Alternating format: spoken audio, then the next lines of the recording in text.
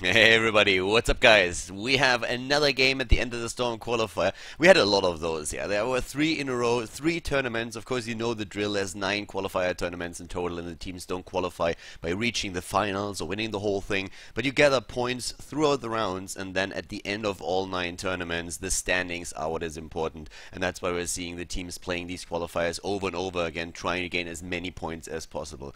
And 2 of these teams today are the Goofers and Huron. 2 really up and coming teams that we've seen already quite a few matches here on the channel, and they play today a best of 1 on Battlefield of Eternity, a map that these days is becoming a bit more popular and we see pretty cool matches in it as well. So now we're having a setup where on the side of the Goofers we're seeing a Johanna and we have Abatha in the mix for them. Abatha of course quite strong on the map since he can go for split push experience while the objectives are attacked in the middle of the map. The 2 immortals, Abatha can even soak 2 lanes depending on how the game goes of course. So with this starting setup they're also moving in with a Khaldor and they have a Vala for the added damage and also of course to provide a potential copy for Abatha if he goes for Ultimate Evolution over the Monstrosity. Both heroic abilities are viable on the map. And on the other side, we are seeing the Goofers now with a set. Oh, sorry, we are seeing Huron team, of course, the Spanish team, with a setup where they decided to go into a double tank, and we all know what that usually means. And again, it is Leoric that comes into play. So Leoric together with Muradin this time, trying to get just enough sustain in at the front line and also of course stuns, disables to make sure that the opponent's team does not have an easy time going through them to reach the squishies, which in this case is Jaina and also an Azebo. So it's going to be a pretty cool game. I hope that you guys are ready for it because this one is going to be fun. I can promise you that much. Battlefield of Eternity here at the end of the Storm qualifier.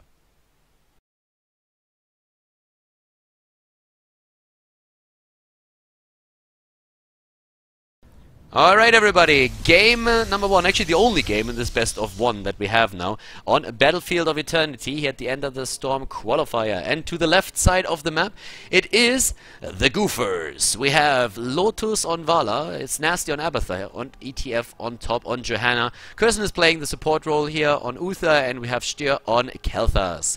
As to the right side of the map it is Huron and they are starting with a former escape player with Wraith on Malfurion.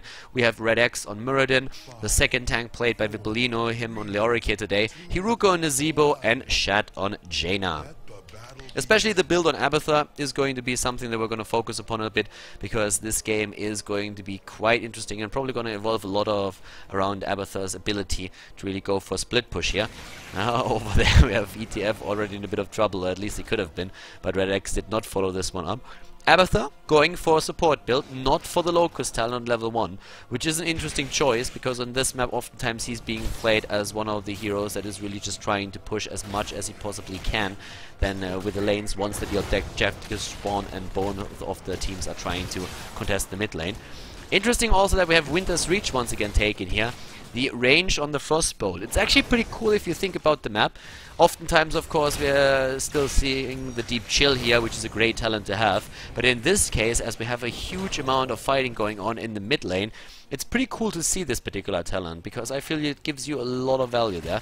We have down here Vipolino already on his blue Ice Giant. I really like this tint on Leoric. It looks pretty cool. I don't like the horse, though. I mean, if you already go for the role player style, you could definitely put in a different mount as well.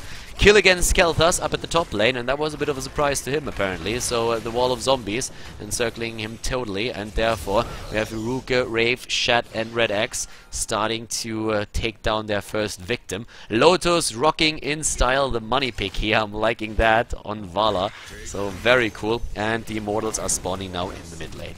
Talent-wise, we have an arrow build for Vala. That's also one of the things that is pretty cool on this map. Again, it's all these fights in the mid lane that are just very different from most of the battles that we are seeing on other maps like Dragonshire, Garden of Terror and others. Over here we're currently seeing Red X going straight for the first immortal, so it's apparently like a full-on fight that we see. It's always easier to defend your own immortal than attacking the opponents because of those stun circles that you see spawning over here. So that's currently what we're seeing the Goofers try and do. Kirsten is moving in with his Uther up at the front. He's of course always ready for a stun if there's a setup. Muradin going for a Stormbolt build, the perfect storm on level 1. a talent that makes sense if you consider the builds and the heroes that are being used by the Goofers, so it gives you a bit more damage on your Stormbolt. You don't even have to go for the level 4 talent if you don't really want to. There's Cursen. Oh, the stun against Mirrodin. Mirrodin actually in a bit of trouble, but Red X still had his escape ready. Was in cooldown. We have now the Wraith Walk being used on Leoric, who of course went for reanimation on level 1. I'm saying of course, but on this map he could have gone for something different.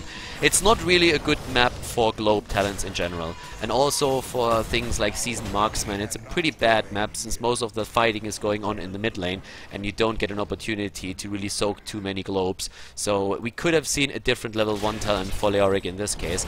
It's always surprising me on this map, I have to say, when we are seeing things like Conjurer's Pursuit. I would have really expected Uther to maybe go for Reach.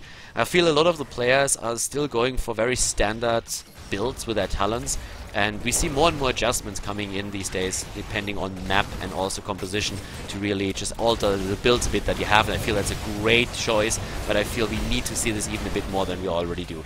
Over here, Netherwind has been taken for Kel'Thas. I'm liking that a lot, so that's going to be a good stun follow-up for the stuns that they already have in their composition. Blue team is losing Vala, and that's already 2 kills that we have for Huron now. The Spanish team is playing a pretty good game so far. Abathur, of course, trying to soak the bot lane here, and he can always use his own symbiote then up at the top lane to soak even more experience. But the matter of the fact is that a Huron team is getting far ahead when it comes to experience. They have nearly an extra talent, and they gain also access to the first Immortal. They win the fight here. We have now the Immortal in the mid lane, and the Vala build is progressing, and there is the kill against Red X. Nice. Has the vault in cooldown, moves in and drops another quick arrow, and therefore Mirrodin is down, and that's the first kill that we're seeing for the Goofers here. Up at the top lane currently we have Styr, Hiruke, Lotus, Cursen. Especially the blue team is in full force, and nice gravity lapse there. The Netherwind already paying off, but the thing is there was no follow-up. They could have moved in actually with this one. If they would have dived, they could have stunned him out again with Cursen, and maybe even with another Condemn on the side of Johanna, but they have to take care of the Immortal, of course. But they're already starting to move in, and Lotus is there. Needs to be careful since Hiruke can dish out quite a bit of damage on his Nazebo, but the rest of the team is at the bot lane, where they are now attempting to burst through the wall, and Nasty is the only one over there, already burrows away with his Abathur. We now have also on level 7 another Iceland talent taken, which is actually pretty nice. The reduction on the cooldown, and over here Winter's Reach for the range. So a very different build for this map now in particular, not going for those trade talents that we usually see picked for Jaina on level 1 and level 7.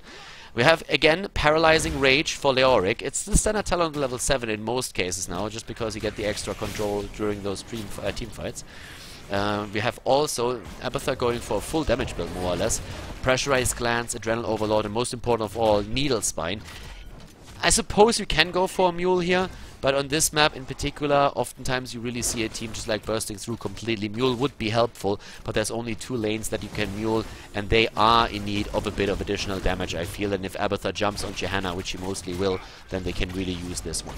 The repeating arrow, of course, on the side of Vala for extra damage. The teams are just like aiming for camps now.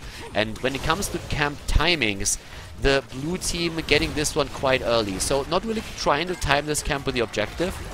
We're having Johanna in the wall of zombies, needs to be a bit careful here, but the Shaman is about to die pretty soon, and we're still seeing the hard camp over here, the Bruiser camp, so they could try and time it with the next Immortal that spawns, and that's very strong. The reason is actually simple. It's not really like your standard night camp on any other map. This Bruiser camp spawns these Fellhounds over and over again. That Shaman is putting in work, and therefore if you drop them and then everybody moves into the mid lane for the fight, these can go through an entire fort easily, or a keep. It doesn't really matter. Like, they are doing so much damage, it's pretty much insane. We already have elite inexperience again for the Spanish team. Like, Huron is looking very strong here.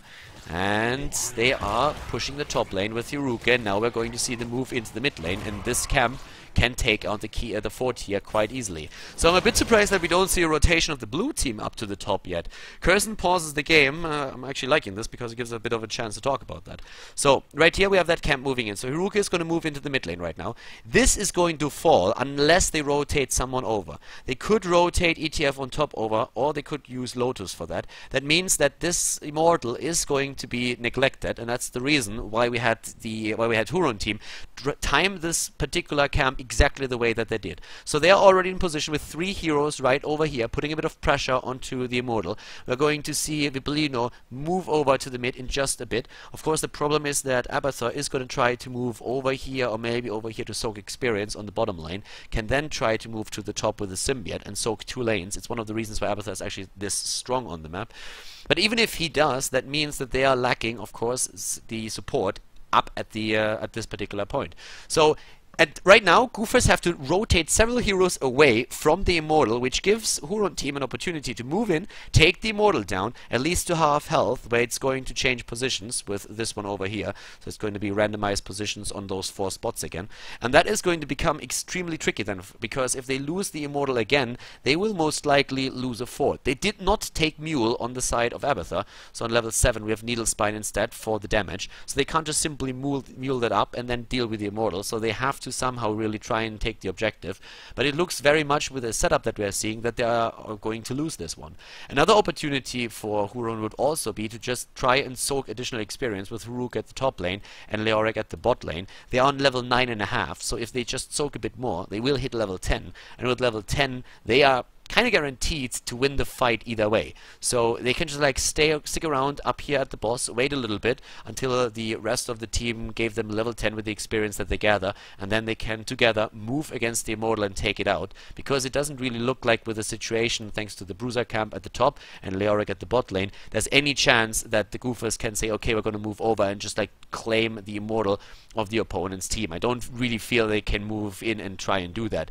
And if they do, then we're probably going to see just a quick rotation from the 3 heroes over here to put the damage in, because we have with Shed a very good damage dealer. He has insane range also now with that extra 30% on the Frostbolt, and can also drop the Blizzard then as well, so that's pretty cool for him. We have him also with Arcane Intellect, by the way, which is kind of interesting to note, since we're also of course seeing Innervate on the side of Malfurion, but Malfurion has to give that to, I guess, Muradin, as well as also of course then again a Zebo, so that's one of those things that we're going to see there.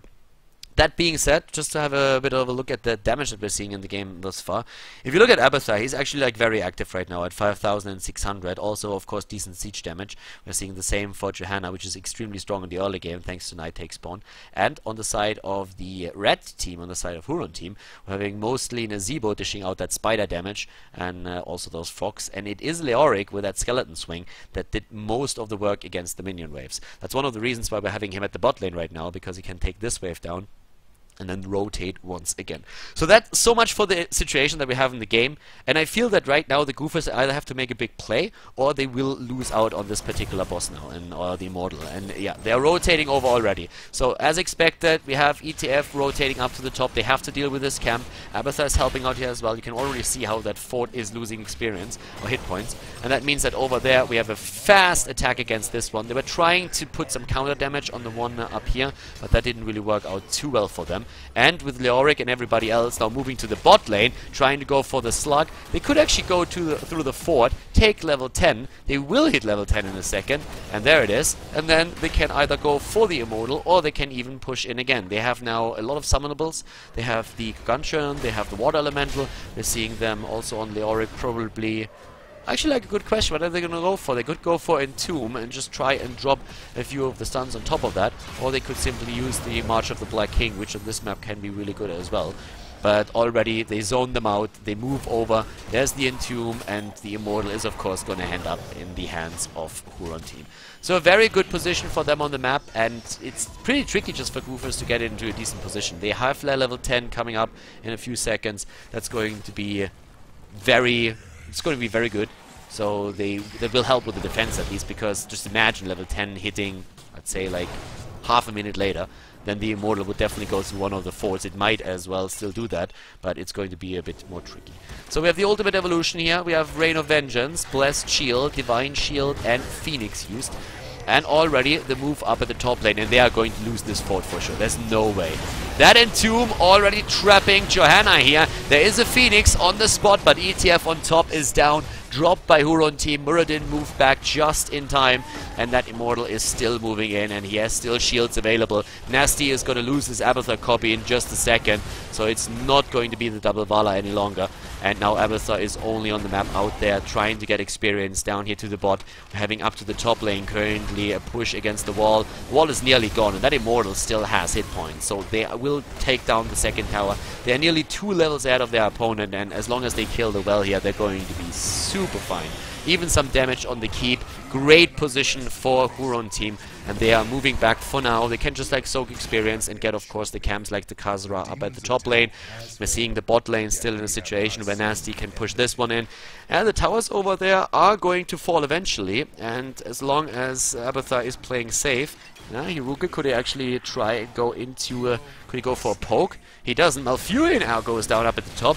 Abathar is helping out there, but he also exposes himself a bit, and it looks like Hiruka knows where he is. Finds him, but I don't think that he can take him out. Oh, even using Gargantuan, but Gary just doesn't give a shit about Abathar. He moves in, picks up one of the creeps, one of the minions, and slams it into the rest of the wave. So yeah, that was not really a value Gargantuan. Bad Gary. Bad Gary.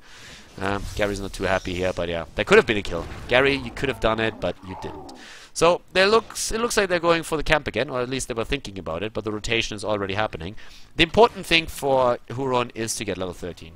They have an advantage in the game, and why would you give up on that? Oh, nice burst. Iron Skin used on Johanna, but now they turn around against Nazeebo and against Muradin. And Nazeebo nearly dying here. Nice root from Malfurion. Wraith keeping Hiruka alive here for a bit longer. The thing is, though, Curson is very low, and there's more and more spiders coming into play, and the level 13 talent is ready in just a second. Good Divine Shield as Entomb traps Johanna, but it looks like ETF on top might die here once again. He uses the Condemn. Abathar was helping out, but the drop against Johanna is now the 4th kill for Huron. And they have on level 13 a double ice block already. We're seeing them with 1 Burning Rage and Sprint, by the way, on the side of Nazeebo. So not the 3rd ice block here, but he's trying to repositioning himself during those team fights. For yeah, we could actually see the extra damage now on his Drain Hope for Leoric. So far he hasn't made his choice yet. Could go for a 2nd Burning Rage if you wanted to. We've seen this occasionally, but most of the time it's really just like the Drain Hope talent that you see here. So top lane is being pushed, but with the extra talent, it's pretty tricky for Goofers to do anything here. And they are apparently attempting to win a bit of a race in damage. I don't think that they are going to be able to make this. Crushing Hope has been taken, so the Drain Hope talent, as expected, for the extra damage with the added 10%. Nice. They go for the camp again, bursted away, while these Immortals are starting to switch positions. In the same picture once more, this camp is going to put pressure onto the top lane. Very difficult to mitigate, and the Immortal is being attacked. Right over here to the left side, we see Goofers doing exactly the same thing, just a bit later. They were waiting for level 13, and now they finally have it. But this Immortal, if this one is being claimed now by Huron, it's going to be an absolutely crazy strong Immortal, and it's going to fall in a sec. But Leoric dying too. The Immortal has been taken though. Nasty eating a lot of damage here. The Blizzards of Shed are really doing work, and especially with the range that he has on his Icelands, he's doing a great job. But the Rain of Vengeance dropping Muradin. Very good heroic ability from Vala. Very well done here. They have now the spatial efficiency as well as spell shield on the side of the Goofers, but this Immortal is gonna do some serious damage. I mean, this bad boy is strong. And the top lane is pushing. The top lane is where we still have this camp, and we are probably... Oh, Vala actually taken out over here. We are probably gonna see Huron move up to the top lane, and yep, that's exactly what they're currently doing here. They go for the keep, and they should be able to kill this one. Abathar is still standing there. He's like, team, team, team. Nobody there. Sorry, Slug. Nothing happening. The Slugger is very much alone, and the keep is gone. So the Immortal at the bot lane is dropping the first tower, and this guy is just like hitting like a monster. This is like mini Godzilla that we have on the map now, and he takes the wall as well. At least he takes the gate, and he's already moving towards that tower. They're not going to kill this one. So once again, Huron in the lead. And the thing is that this lead manifests itself in them having access to the level 16 talent way before we are going to see the talent drop for the Goofers. So they are in full control. Against the Abathar, they are in full control here. They have the lead in experience. They're playing an extremely solid game with very few mistakes so far. They lost a few heroes out on the map, overextending a bit out of position, but nothing like too fancy. In general, their rotations have been strong. They had very good timings, especially on the Sprucer camp. You see a lot of teams just blindly rushing to the Bruiser camp and taking it whenever they can. And Huron is one of the few teams that actually times that very well with the Immortal and makes sure that they always create another point where the opponent's team has to focus their attention to, and that really works out well for them. The 16 talent with an imposing presence. We also have now the slow again. Is it the slow? Yes. Hindering Moonfire taken. Stone Form on Muradin. We're having the Leaping Spiders for Nazebo, and in this case it is the Numbing Blast for Jaina. Very strong level 16 talents that we see there.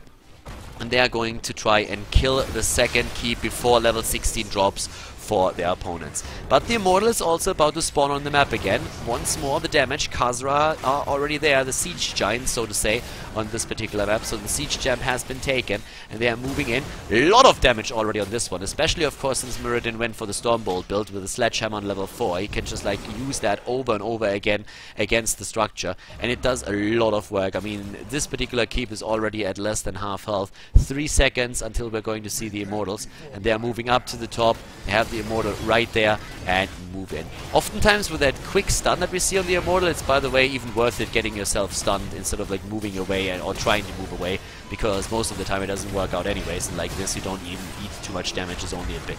An attempted kill against Johanna. Oh, Johanna down. Gary helping out. Muradin using a Stone Form. Bibelino is all the way up at the front. And this is bad news. Uther is now dead too, suddenly a double kill, and they might even get another one. They kill the Abathar copy, and it's just looking really grim now for the Goofers. They have finally Stier on his Khaldor on level 16 for Ignite, but it looks like it is already way too late. The Immortal is at half HP and eats more damage by the second, and that means that we could potentially see a massive Immortal now for them. Good kill. Can they get the double kill? Yes! Lotus with a place! They get 3 kills. Look at Lotus here. Together with Abathar, is able to get 3 kills down. Very well played here. Great job by him. And now that Immortal, well, for now it still has a couple of hit points, so it's not over just yet. Can they maybe turn this around and kill the opponent's Immortal faster? It's going to be a challenge, especially with the top lane now pushing even more, but this is still a very solid situation that they are looking on right now. So we have 7 kills against 7, so at the kill count it's very much the same. The levels are also identical. Again, Vippolino is there, and they're trying to just like snipe this Immortal. They could maybe use Shad's Blizzard to put some damage in. 5,000 hit points still remaining on this one. It's going to not take too long to really get anything done there. Shad moves in. Curson is ready for a stun. Has the Blizzard and the Ice Lance. 3,000 damage and the snipe against Jaina. They were just waiting for Jaina to move in. They were waiting for this one move, and now they delivered. So Huron has to be super careful. They played a great game, but now that Khaldor is 16, they have to be careful that they don't ruin it by now overextending. There's Gary and the wall of zombies against ETF on top. He is using his trade, going for the Iron Skin, but Malfurion gets taken out. Oh my god. Just in the last few minutes, we've seen more kills for Goofers than in the entire match before, I want to say, and they are starting to really rack up the kill count and also put the damage in. So there's still another 1,000 hit points on this one. Up there, Lotus is putting a lot of pressure onto the Immortal over here, but they need to somehow move in just one Stormbolt. One Stormbolt! 93 hit points! You gotta be kidding me! Vippolino, can he do anything? It's 93 hit points, just take it out! And Vala is continuing the attack against the boss up there, but they get the kill in finally.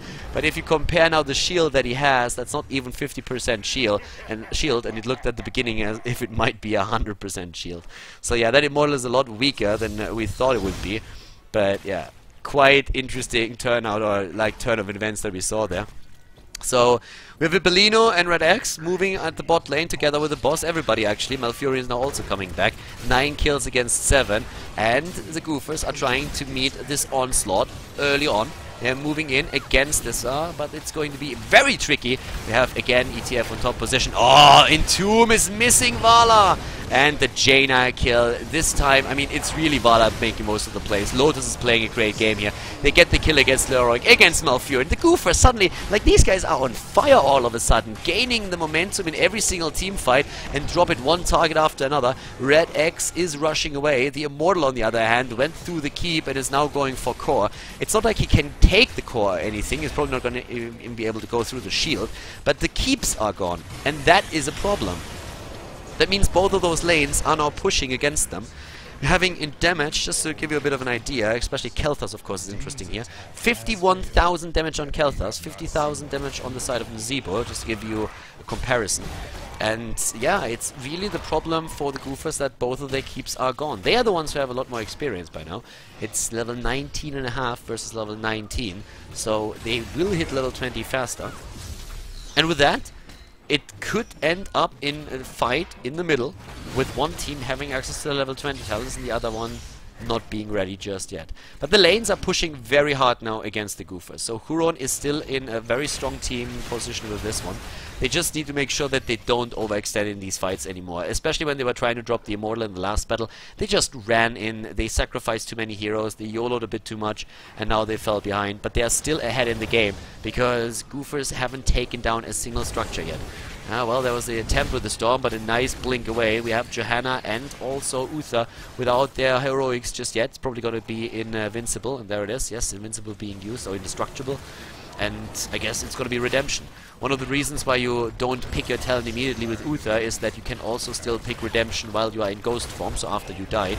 And oftentimes it's a bit smarter to really choose it later, since if, for example, Uther is being picked out on the map somehow when he's rotating, he might just let it go and die, rather than revive at the same spot and die again. So that's one of the reasons why you can really drag that out a bit. It happens every now and then. It shouldn't, but why not use that advantage that you have? So let's imagine, for example, if Curson for some reason would try and rotate up here to the top lane and gets caught in the middle, right? By running into the opponent's team by accident, not really seeing what's going on. If he dies then he would die twice because of redemption. So he skills redemption late when it's actually in the team fight, so that he's guaranteed that that doesn't happen. Because if he happens to run into the opponent's team by accident somehow, then he would rather die once than twice, and then have the cooldown not only on his hero himself, but then also on the trade. So in this case, that's one of the reasons. Another reason is that you could also try and go for Storm Shield. In some cases, when you really feel that you need the Storm Shield to win a really crucial fight in the heat of the battle, you can change that talent real quickly. So that's mainly the thought process of most of the players that are playing Uther out there when they are using the late skill on redemption. Top lane is being pushed now. Nasty is there, and Lotus as well. We have again this drop, and for Nasty, of course, it's a bit annoying that he drops now on his Abathur. But you can really see that in 13 seconds we're going to have another set of Immortals spawning. The double set up here at the front, they are the ones who have to tank the damage. And so far what really gave them the most trouble was Vala. Lotus has done a lot of work in these fights. Kel'Thas, of course, by now as well, but Lotus has 39,000 damage with the build that he uses, and it's the stuns that he really puts in.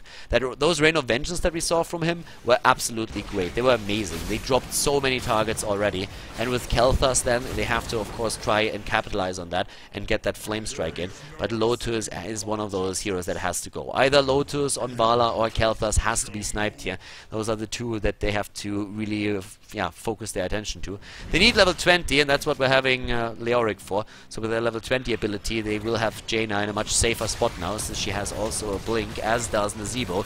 A double hardened shield, and also a storm shield, so that really helps. And over here, we have both of them trying to burst away the opponent's Immortal. It's still very much the same in hit points. The red one suffering a bit more. They're trying to go for a backdoor move. They're trying to force them to TP back. They're going for the core. And already the rotation is happening. They TP back, and that means that Huron can move back now. There's the cancel, though. They didn't wait long enough. They did not wait long enough, but Kel'Thas didn't cancel. Kel'Thas is still there dealing with the catapults. The rest of the team is moving in now, so they have a better position. Now we're seeing them move straight towards the Immortal, and they are in a bit of a better spot right now. They are probably going to win this one, aren't they? It is a race, and so far it is actually the blue team that is winning it. The blue team wins the Immortal race. They have more damage, thanks to Lotus especially. Of course, with that arrow build against single targets, he is amazing. But that must be a bit frustrating now for Huron. Huron really has to be, they have to be very disappointed. I mean, this game is not going the way that they expected it to. At the beginning, they are the dominant force in the game. They get all the kills, they get the immortals, they get the structures, and now all of a sudden, in the last few minutes, it was really just Goofers making the shots, winning the fights, and now also taking the immortal. It's not a strong one. Oh my god, like, okay, let's put it like this. It doesn't have a lot of hit points compared to the stuff that we saw before, but if you see how much damage this thing does with one single hit, wow, just wow. It's gone, but the fort is down as well. So taking the fort down, and yeah, now the attempted kill. Can they get one? Uh-oh, Nazeebo had to move back already. Gets the ignite there. They're trying to go straight for Johanna. Maybe not the best target in their team composition here. With Nasty using the ultimate evolution to bring the second Vala into play. That's also quite annoying. Huron is being forced back, and I don't think they like this situation too much. Once again, they're starting to move in here. It's the rotation from Goofers up to the top to get the camp. There's another camp at the bot lane that they don't really care about too much. 6 seconds on the Bruiser camp. There's another 16 on the one to the left side. So both teams could potentially head into one. It's of course on Abathur, by the way, Hive Mind, in case that you didn't see that yet. So it's going to be the double symbiote in those fights, as long as they stay close together. That's very, very strong. It's an amazing talent to have. Really puts out the numbers, and I don't really feel like Abathur needs his any kind of push talents in this case right now. This one will do. So they're moving in again. That was already a cleanse being used. ETF on top has to be careful. Red X with his stone form. Mirrodin gets shielded now as well, and they're going straight for the kill against Johanna. She gets a divine shield though. Vipolino, oh, that kill against Leoric. And it's a counter kill against Uther. He's skilling Redemption though. He will be back, but Kel'Thas won't. And now that Kel'Thas is gone, it is also Jaina that is obliterated. And it looks like Rhea Malfurion might die. Hiruka, so close. The Indestructible is procking on Johanna, but Red X, can he really get the kill in there? It doesn't look like it. It looks actually more and more like he's going to fall as well, and yes, he does. 2 heroes dead against 4, and one of those 2 came back. Now it's the Immortal, and they can... Are they going to claim the Immortal, or are they going to try and kill a keep? They are going for the Immortal. Wow. They are trying to make it happen. Vipolino is back on his Leoric. These battles, I mean, this game, this fight the entire time, back and forth, like without end. It's just like fight after fight after fight, and we are 24 minutes into the game. The damage on Kel'Thas and Nazeebo is insane. 77,000 and 73,000 against heroes. These two have been putting in some work. And of course then also Abathur and Vala with another 50,000 each roughly. ETF on top and Curson, they are all going for the Immortal right over here, and we still have another 18 seconds until Muradin is back. Nazeebo is not in the board yet either, and he needs to walk all the way over here. Already half HP, and the Immortals are changing position again. And great position here towards their own well, the left side. So here comes Huron. Can they actually contest this somehow? It doesn't really look like he can do anything about it. And this is going to get really, really dirty now, because this Immortal is nearly 100%... It has nearly 100% shield. How are you going to deal with this? I mean, just look at the bot lane here. This one is going to be pushed, and I am very much afraid that this means keep. They want to backdoor. They are trying to backdoor now. Is Goof... Wow. Did the Goofers see that? No way that they did. Stier moves up to the top lane. He wants to actually pressure this one. It feels like they are ready. It really feels like they have an inkling of what's going on here. And they wait. They wait, and for good reason. That Immortal alone is going to do so much damage. They don't even need anything. It's going to kill the keep. I mean, just look at this. 3 hits and the tower is down. Over there, the attempt to backdoor, and they have to move back. They can't win that fight. Once more, it's the Auric that is getting targeted here. Here comes the Entomb, trying to lock them down. They turn around. They have to fight right now. Huron is fighting for their life. This is all or nothing. They are going all in with this one, and they are about to drop Curson. Curson already used his skills. He cannot go for the trade once again. He cannot use Redemption. The Indestructible shield procs on Johanna, and they rotate back. I feel like they should have tried to press it. Not sure though, because the Immortal is already through the keep. It has still all the hit points together. It's just now losing them, and it's not going to drop the core, but still, like, that is leaving them in a very awkward spot. They're 2 levels behind now. Level 23 versus level 11, and this guy is a beast. This thing is a monster. It's not gonna drop the core, but still, like, oh boy, is that doing damage. They dropped the Immortal, 77% on the core, and it looks like the Goofers are trying to fight here. Kirsten is down. What are they doing? They're trying to rush the core. That might be successful, but it could also be the move that costs them the game. Stier is still alive. ETF on top 2. They need to drop Khaldor, and they do 15%, and it's enough. Goofers turn it around. They take the game on Battlefield of Eternity and advance in the ETS qualifier. What a match! Wow, the Goofers with a really great game. The Goofers with a victory. What a game! At the beginning of the match, it was all about Huron team. They were able to win most of the fights. They took down the forts, the keeps. They really pressured, and it looked like it would be an easy win for them. But then, the longer the game went, the better the Goofers came into the match and were able to get some traction here, gained some momentum, and used, of course, especially that Khaldor in the late game. So they had a couple of pretty cool moves there. And as you can see, at the end of the day, it is the Goofers. They take the match and they advance in the tournament now. So very solid performance that we saw here from both of the teams on Battlefield of Eternity, but the Goofers just a tiny bit better. So congratulations to them. I hope that you guys enjoyed the match, and well, if you did, give the video a thumbs up on YouTube. I'll see you soon with more content for Heroes of the Storm here on the channel, and if you of course want to watch all of that, hit that subscribe button if you haven't done so already. See you guys next time. Have a great day. Bye bye.